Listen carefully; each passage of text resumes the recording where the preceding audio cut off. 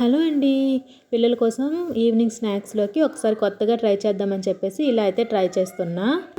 ఇదైతే దోసల కోసం అని చెప్పేసి పప్పు, బియ్యం నానబెట్టి గ్రైండర్ అయితే వేశాను. మార్నింగ్ టిఫిన్‌లోకి పనికొస్తుందని. ఇంకా ఈవినింగ్ పిల్లల స్నాక్స్ కోసం కూడా ఇందులోంచి కొద్దిగా తీసి బెల్లం పునుగుల్లా వేశాననమాట. మీరెప్పుడైనా బెల్లం పునుగులు వేశారా? అయితే కామెంట్ చేయండి.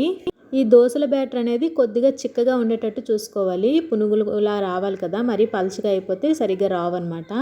ఇప్పుడు ఇందులో కొంచెమంత ఉప్పుని, కొంచెం బేకింగ్ సోడా, అలాగే బెల్లం పౌడర్ నా దగ్గర అవైలబుల్‌గా ఉంది కాబట్టి బెల్లం పౌడర్ వేసేసుకున్నాను. ఒకవేళ మీ దగ్గర బెల్లం ఉంటే బెల్లం తురుమునైనా వేసుకోవచ్చు. ఇదంతా కూడా బాగా మిక్స్ చేసుకొని ఆయిల్ని డీప్ ఫ్రై కోసం వేడి చేసుకోవాలి. ఆయిల్ బాగా వేడెక్కిన తర్వాత చిన్న చిన్న పునుగుల్లా వేసుకుంటే మనకి బెల్లం పునుగులు అయితే రెడీ అయిపోతాయి. టేస్ట్ మాత్రం చాలా బాగా వచ్చిందండి. ఎప్పుడైనా ట్రై చేయాలి అంటే మాత్రం ఒకసారి ట్రై చేయండి. మ్యాక్సిమం అందరి ఇళ్లల్లో కూడా దోస బ్యాటర్ అయితే అవైలబుల్గా ఉంటుంది.